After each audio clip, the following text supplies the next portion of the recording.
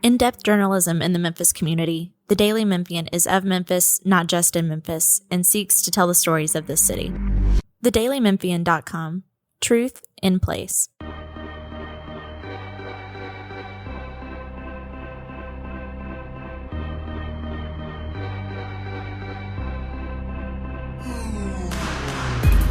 Welcome back to another edition of the Daily Memphian's Memphis Grizzlies podcast. This is your host, Grizzlies beat writer Drew Hill, joined as always by columnist Chris Herrington. It was a late one last night, Chris. We are recording this early on Wednesday morning. Grizzlies go to overtime with the Suns, pull out a very close win, obviously, and in what was probably the most fun game of the season. I definitely think so. I think maybe you had the title because of the Minnesota game earlier this season.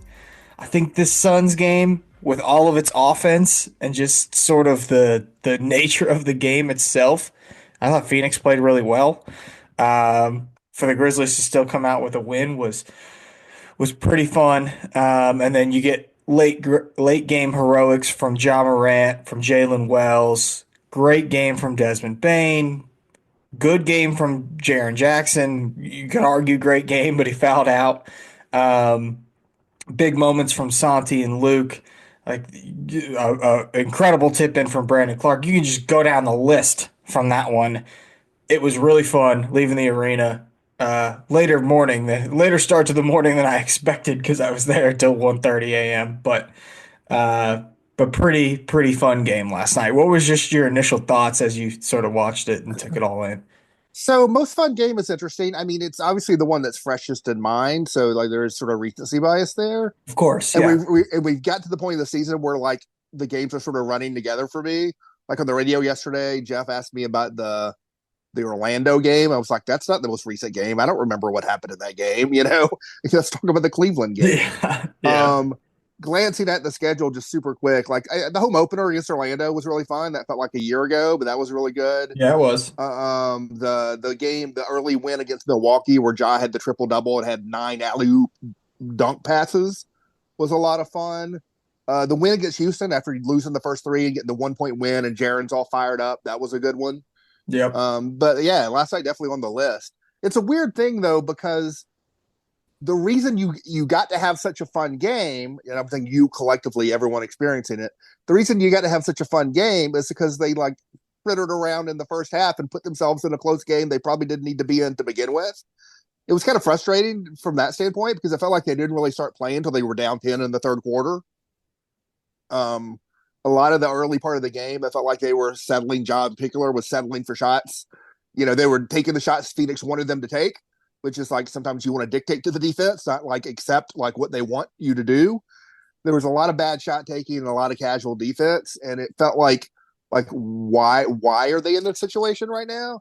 But once they got into the situation, it gave them the opportunity to do all this stuff. It took a lot to get there though.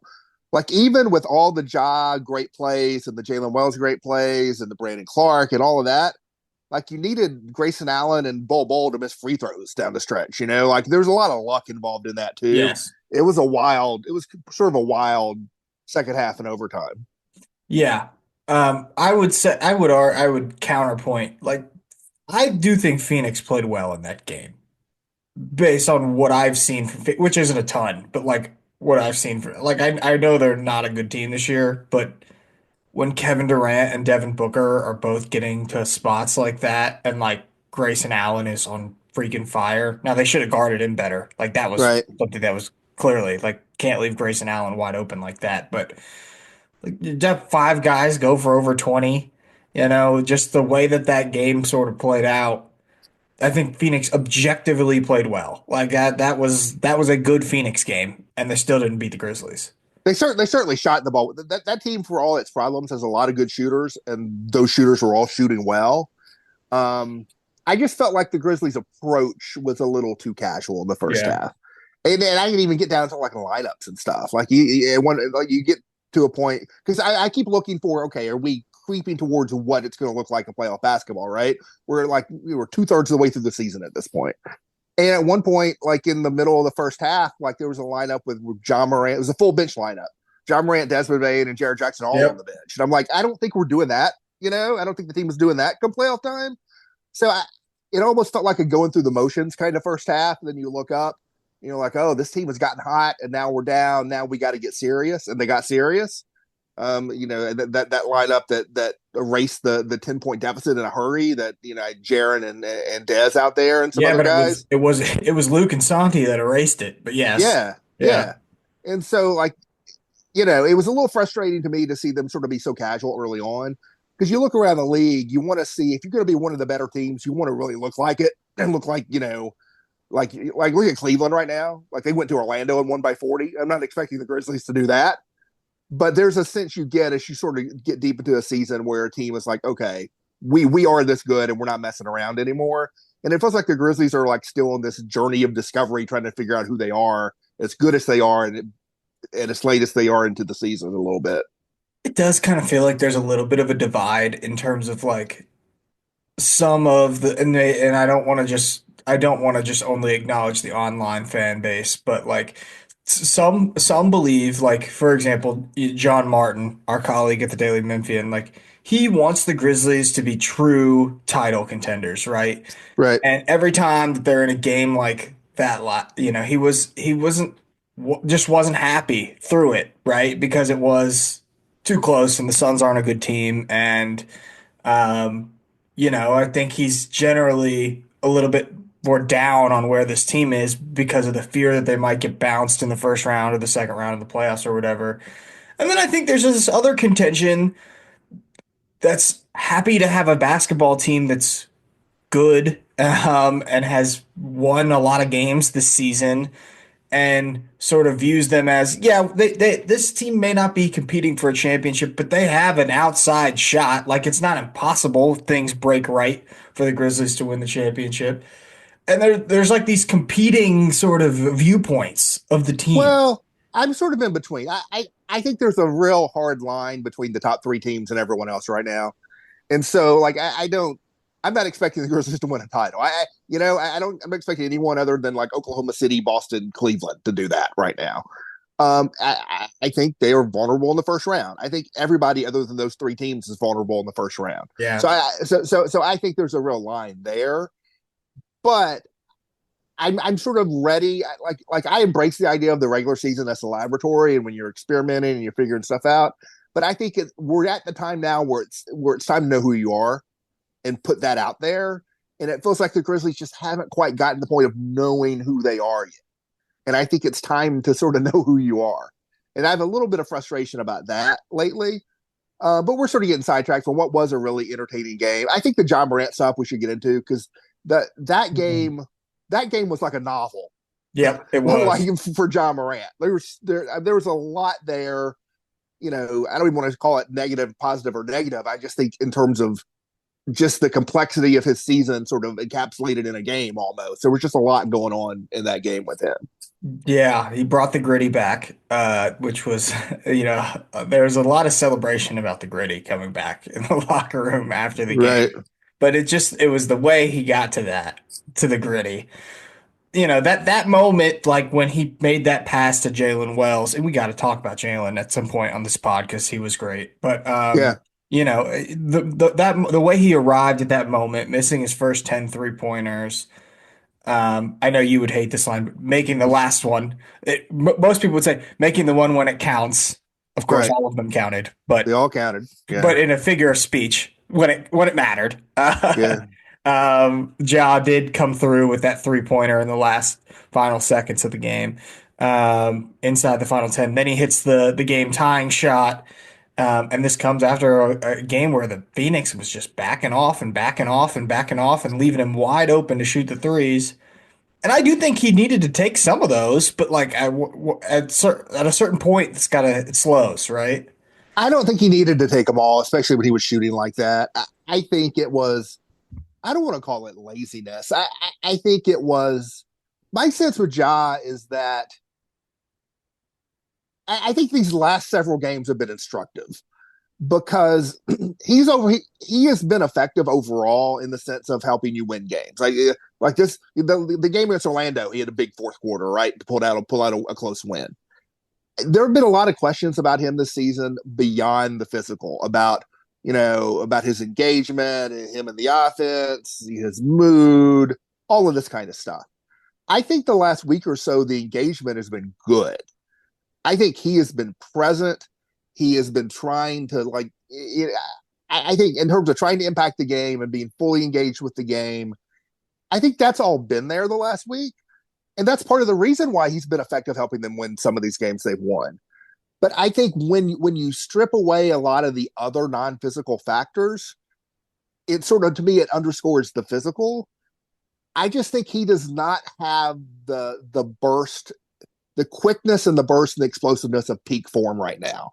And I think it's not about his mood. It's not about the offense. At some level, I assume it's about the hip and shoulder injuries. I just think he is not quite all the way at peak form in terms of getting by people and getting over people. And I think he feels that. This is me just interpreting watching him play. Nothing he said. I think he feels that. And I think he settled for some of those threes because it was so hard for him to get to his spots and do what he normally does. And I think what you saw down the stretch was him sort of adjusting to that a little bit. It still didn't look, even when he was making those shots down the stretch, it didn't look like 100% peak jaw form, like where you just blow by a dude and go right over the top of the defender and that kind of stuff. But he was sort of, even 90% jaw is better than 90% of other guards, right? And so it's about adjusting to where you are right now and being effective with it anyway. And that's what I think he did down the stretch. He was drawing fouls, he was getting in the lane and making shots, but it did not look like peak jaw where you're just blowing by people. Early in that game, he was struggling to get by Bradley Beal. Yeah, I'm not sure that he's at 100%. Obviously, he's dealt with a lot, but what I would counter and say is like, yes, he's looked more engaged or whatever. I don't think that, and maybe this wasn't a point you were trying to make. I do feel like that moment in particular, that point when he made those shots felt significant to many, Right. just because of the swagger sort of coming back. And that was something Taylor Jenkins pointed out. That was something Desmond Bain pointed out. That was something Luke Kennard pointed out, which was it was really good to see that version of him again because that's the version of him that we need and was we've been talking about it all season, right? This has been like the storyline. So to arrive at that moment, given the way that the game had gone, I think did come across as significant for many in that locker room, to get Ja to play with that sort of energy and swagger and all of that. And I think, even the injuries obviously have hurt that sort of temperament, but he's still very effective. And I think the idea of like still getting him confidence or whatever, despite whatever he's dealt with all season, is great. And I don't think he's a guy that lacks confidence, but I just feel like that's naturally a boost when you play well and you hit the big shots late. And so, he's on a good little run here. It wasn't a great game from Ja, but it was a great finish. And this is now what, 4 out of the last 5, he's over 20 points, got up to 29, hit all 14 free throws. Like I think that this is encouraging stuff at this point in the season. It is, but you're soaking up a lot of shots to get to those points. And you're winning the, overtime game where you're sort of lucky to get by against Phoenix. I think the point I'm trying to make here is that I think Morant can be effective with where he is right now physically. And I think we saw that late in the game, him adjusting to that, not selling for the three, but also he wasn't really getting all the way to the rim on stuff either. He's got to get sort of into the lane, hit the floaters and hit some of these short shots and stuff like that. He also has to balance the scoring and playmaking. I think where he's at physically right now, that's not going to be the guy who goes to 49 in a playoff game, like we've seen in the past. He may get there again. I don't think where he's at today, he is going to be that guy, but they can win without him being that guy, right? I mean, you got a different Jaren now. You got these other guys around him. So to me, it's a matter of him sort of maximizing what he can be physically right now. I'm not saying this is permanent. He may come back next season and be 100% explosive, like electric Ja. I also think there's a playoff element that turns it up another notch that may come into effect. Could be, and also that's still 2 months away, and maybe Yeah, maybe he's in a better place physically at that right. point. Because this is I don't know this for a fact, but to me, it just knowing the injuries that happened and watching him play, like I just can't imagine that the hip and shoulder things are not impacting his play. And I think he's had to adjust to that in addition to other adjustments. And so I'm not trying to be negative here. To me, it's a positive that he has sort of gotten through some stuff in the last week or so. He has gotten where he's fully engaged. He's making plays down the stretch to win games. And it's just a matter of sort of adjusting to what he's really capable of right now, and then the team he has around him, and and sort of balancing those things to help the team win. Yeah. So I definitely found that to be significant, though. I thought it was a performance that almost everyone needed, right? Like I think John needed something like that to, especially after the way that game had gone. Like earlier in the day, he talked about uh getting off of social media and like he hates it and like he doesn't want to be on social media anymore How many times and has John Morant gotten off of social media? several times, It's like half a dozen at this point. several times. Yeah, But he talked about that and like it's clearly not been an easy season for the guy, you know? right. I think very clearly there has been struggles and moments like last night help pick you up out of that stuff like that. So, it was a good job performance. It was also a really good Desmond Bain performance quietly because of Ja's heroics. Like I think Bain flew under the radar a little bit, but 9 assists, only one turnover, 25 points. At times this offense operates better with Bain playing point guard. Like there was a lot of minutes with Bain as the point guard and Ja off the ball last night. Well, I also think, and again, I feel like I'm being the glass half empty a little bit on some of this stuff. That was against Phoenix, right?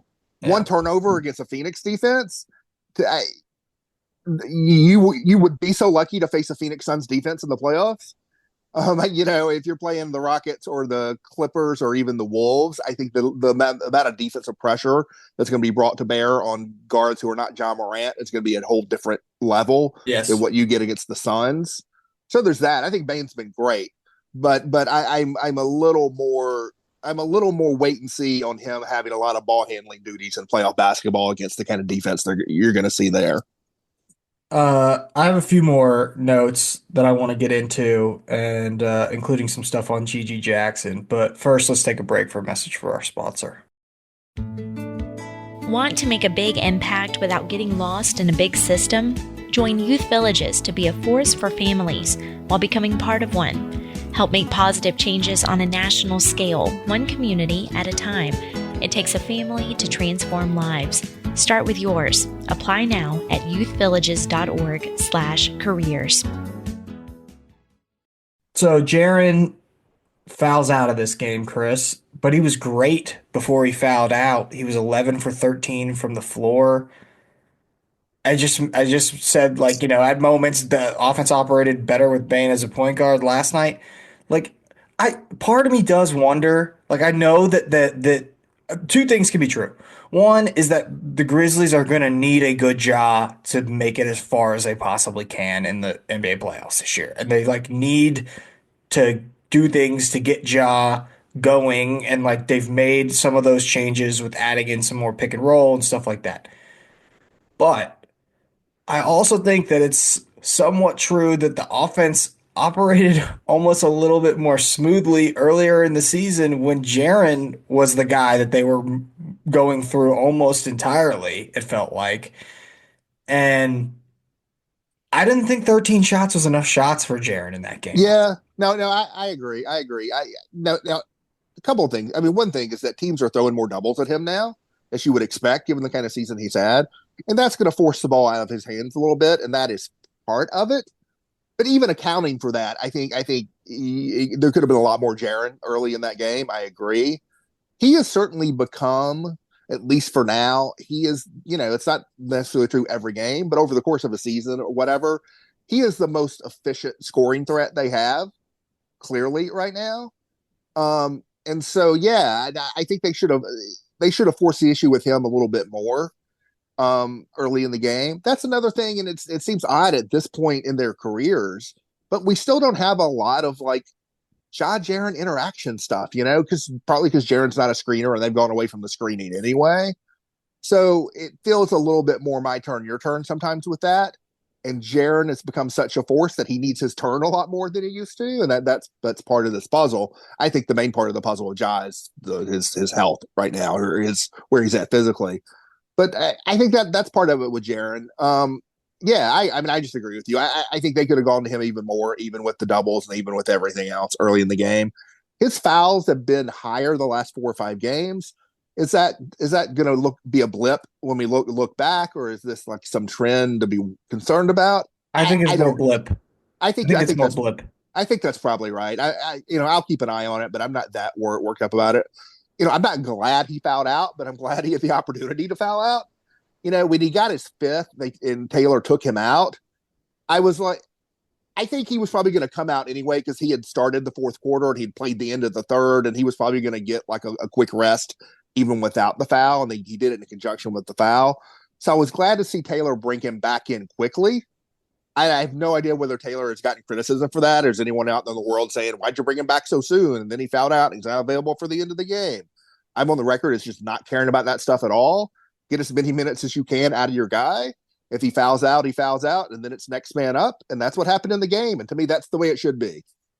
Play your guys as much as you want to play them, and if they foul out, next man up. And then next man up comes up, and they win the game, and it's all good. Yeah, Brandon Clark made a big tip in late in that game. I was a little surprised they went to Edey in overtime. Were you? Yeah, I wondered about that. So I had 2 thoughts about that. A, did he feel like, because Brandon Clark is not a heavy minutes guy, did he feel like Brandon Clark needed a bit of a rest, or was it strictly he wanted Edey in for the jump ball to start overtime? If it's the second thing, yeah, I think that's a little too cute, because now you have the jump ball, but now you got Brandon Clark waiting at the scores table to come in, and like you have a whole minute of like wanting Brandon Clark in the game, and you can't get him in the game yet. I think that may have been a mistake. If he was doing it strictly for the jump ball. You'd mentioned Wells earlier. Let's circle back to that. Yeah, because that was one of the things I've been interested in, and I wrote about it a little bit this week in my column a couple of days ago. I've been interested post trade deadline in how they finish close games. It's an indicator of like what they're going to be as they head towards the playoffs. And that was the 4th close game down the stretch, the kind of game where you get around to a quote unquote closing lineup, right? That was the 4th one of those they've had since the trade deadline. 2 things are notable, I think, about how they've approached these games. One is that in all 4 games, Santi Aldama has been part of the closing lineup. All 4. He's a bench player. I think he's going to continue to be. Right. So he is clear that even as the 6th man, he's really the 4th man, right? Yeah. He's the classic 6th man off the bench, but he's really the 4th guy in your pecking order, and he has solidified that. So that leaves the other spot, right, when you're closing a tight game, because it's Ja, Dez, Jaren, and now we sort of know it's Santi. And it's interesting that in these 4 close games, it's been 4 different guys. It was Vince Williams in one game. It was Brandon Clark in one game with Santi. It was Luke Kennard in one game. And last night, technically, it was Brandon and Jalen because Jaren fouled out. But I think it was going to be Jalen. I think it would have been Jaren and Jalen, right? And so it's been 4 different guys. And so that spot's sort of up for grabs a little bit. And maybe it's game to game. Maybe it keeps being game to game. But Jalen Wells re-entered the chat in terms of your closing lineups last night in a major way. Yeah, he definitely deserves a tip of the cap because that was a great performance by him overall. It wasn't just late in the game, too. He hit some shots early as well. And, 3 assists from Ja and OT. All 3 of them go to Jalen Wells, who completes every single play. Got himself open on a, they talked about, Ja talked about the last play that resulted in a dunk, when he caught the ball in the backcourt late in the game and the Suns were trying to foul and the Grizzlies got a dunk out of it. I guess Jalen Wells sort of broke away from what that initial play was supposed to be and got himself open and ended up with a wide open dunk. So obviously a smart play by a first-year player. And Jenkins did mention, it's good for him to have these moments. We want him to build all season long, and we just care about him growing.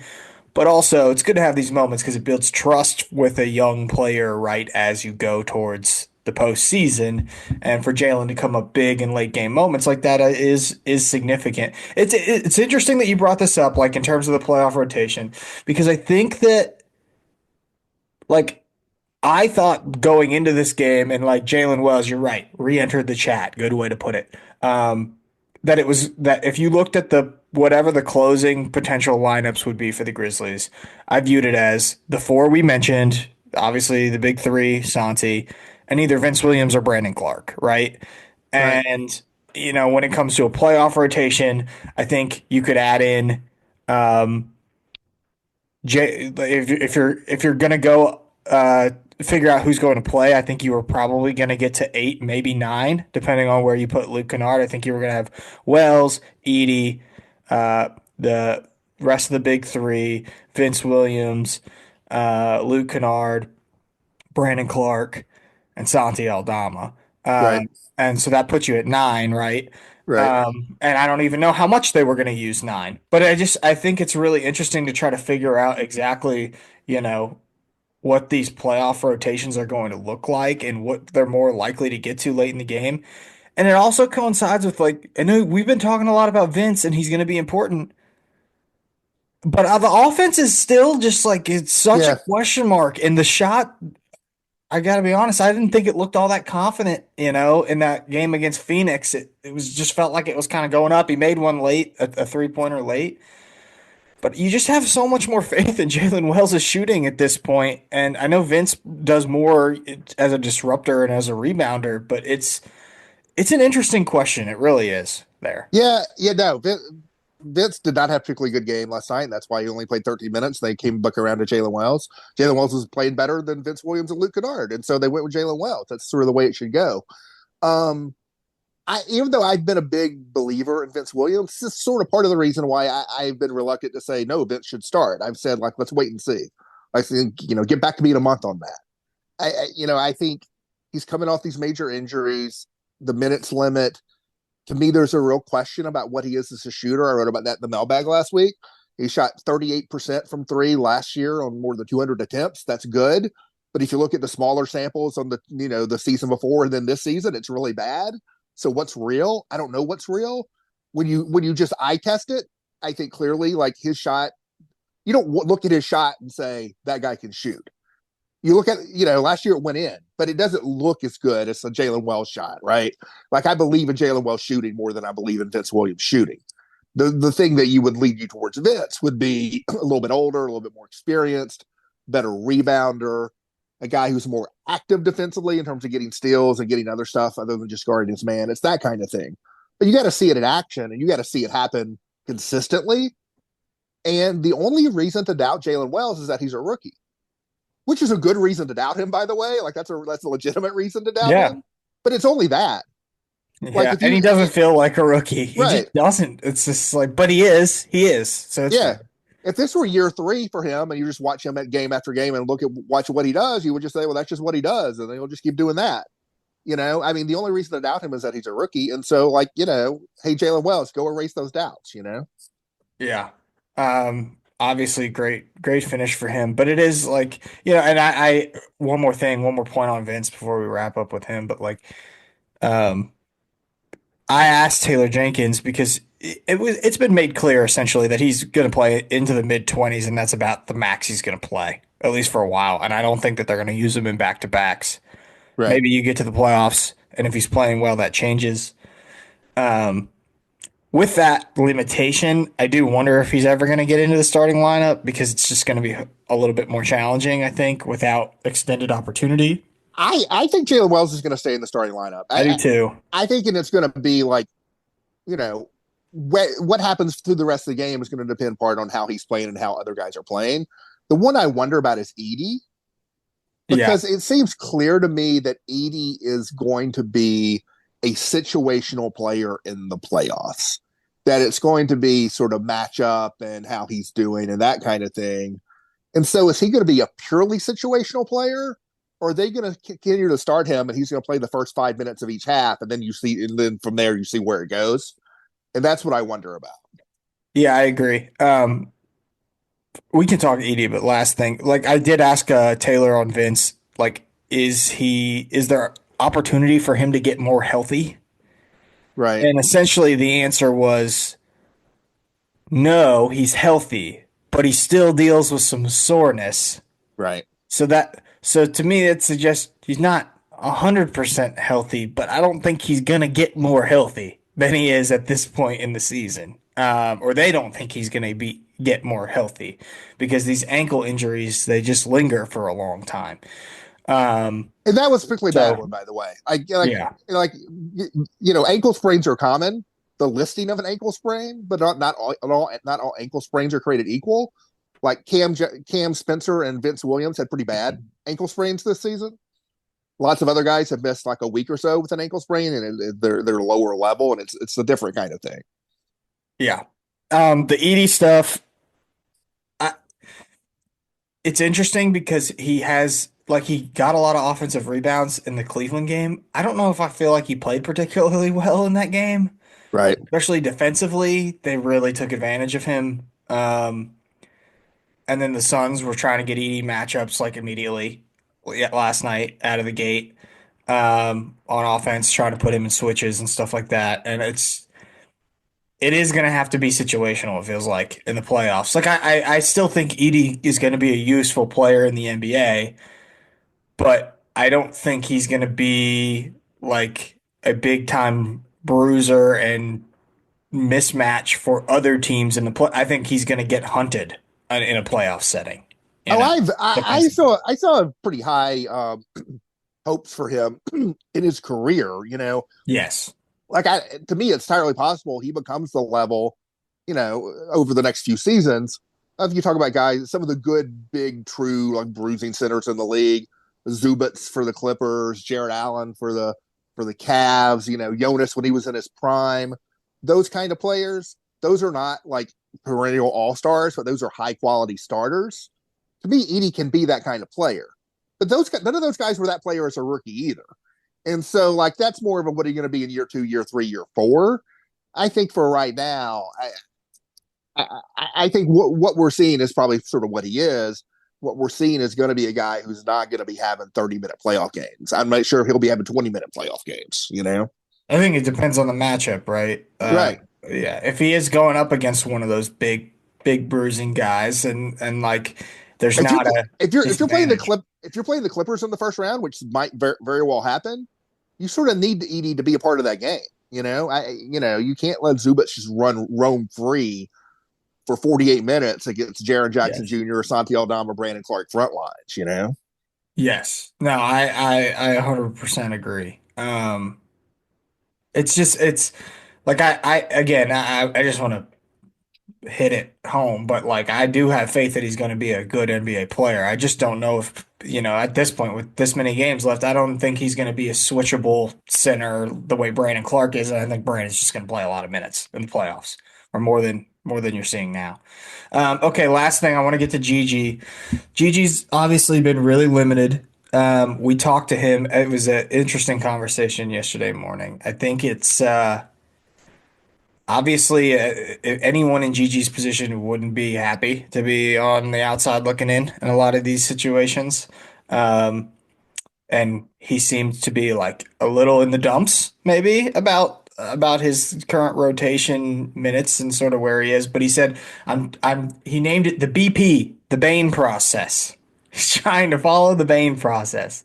And I was like, who came up with that? Or how did that happen? And he said, well, Bain, he was mostly catch and shoot guarding, but as coach began to gain more trust in him, he loosened the leash a little bit. And then when I asked him who came up with it, he said, I came up with it because I was pissed about a lot of stuff. And I was like, oh, the BP process. I'll be fine. Your thoughts on where Gigi is? I mean, it doesn't look like he's going to be part of a playoff rotation at this point, given where he is in the pecking order and the minutes he's playing in these games. But I do think he's a useful scorer that could potentially, have moments where he plays really well. He's just 20 years old. So what do you make of just Gigi's season that he's having? The only real problem with Gigi Jackson is that for a lot of people, and maybe including Gigi, based on what you're saying, but for a lot of fans especially, the gap between reality and expectation is very wide.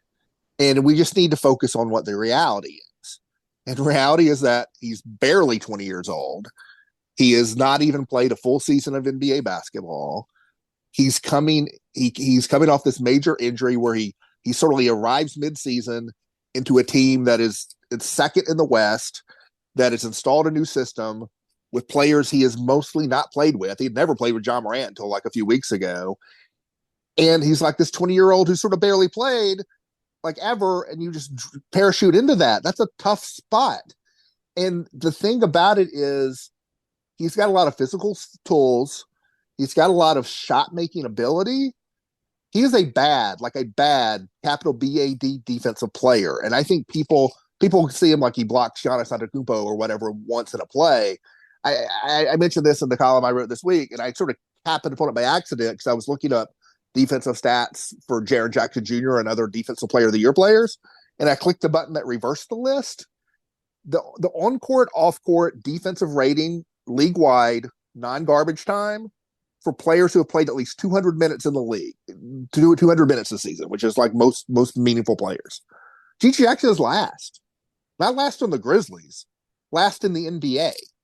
And like, the coaches know this, right? They look at this every day. They're looking at like how your team is performing and with certain combinations of certain players on the floor.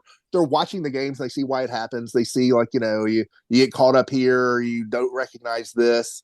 It's hard for a player who is that much of a drag on a team defense and who is that inexperienced to just be plucked into the rotation of a playoff team this late in the season. It just is. And to me, that's not that big of a deal. It's only a big deal because there's this expectation that G.G. Jackson is supposed to be at a certain level right now, and it's not a fair expectation. Yeah, I think Gigi and everyone else, like, and I this the way that I asked the question was, do you find yourself having to remind yourself that you're 20 years old, that you have a future in the NBA, like clearly because of the scoring Right. ability, and your age, and like you've got so much room. Somebody like is certain, like every year, that's what GMs are searching for, somebody that can go put the ball in the basket that has his level of size and athleticism. Now there's progress that he's going to have to make, especially defensively, as you point out. But like clearly has a future in the league. And yeah, it hasn't been the easiest season for GG Jackson either.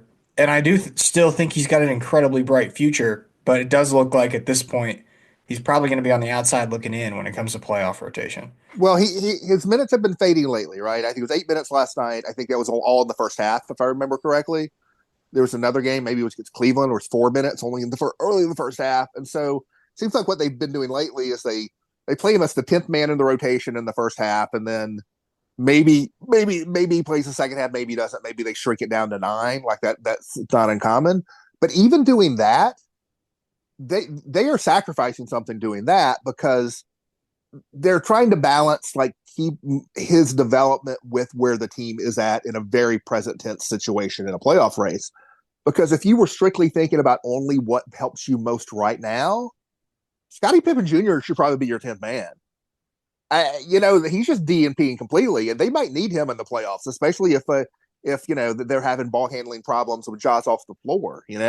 I almost wonder if they've gone away from Pippen too much because they're trying to keep this development thing going with Jackson.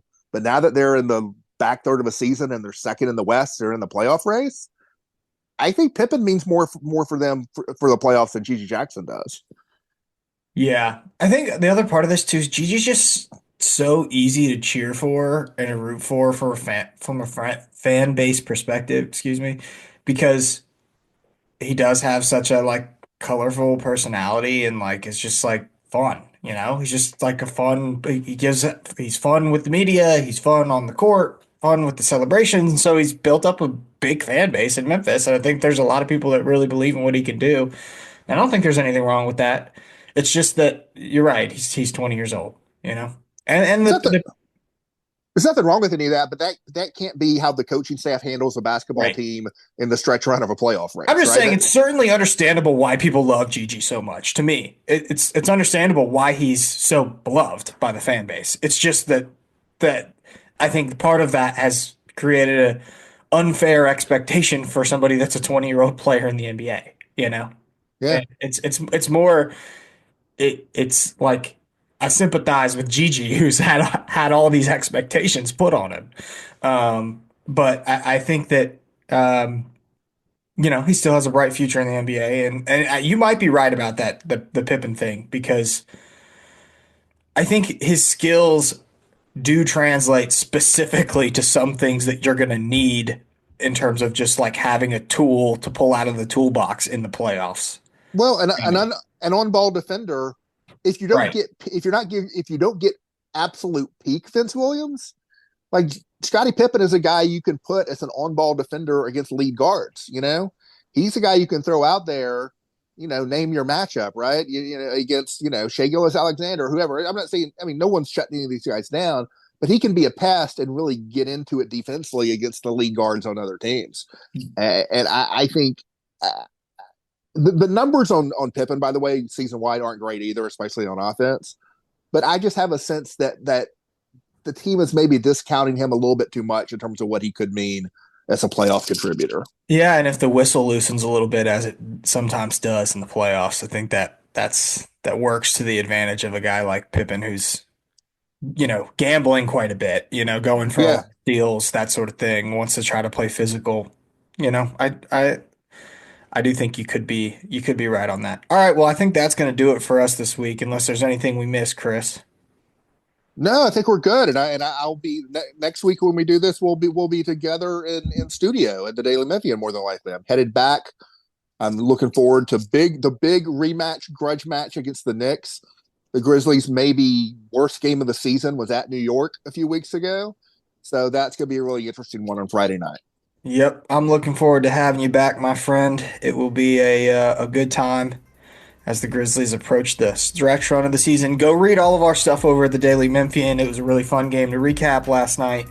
If you want to learn all about Ja's dancing and who encouraged Ja to dance, Desmond Bain, you can do that over at the Daily Memphian. And go check out Chris's latest column. Some good stuff on Jaren in there as well. But until next time, for Drew and for Chris, we're out of here.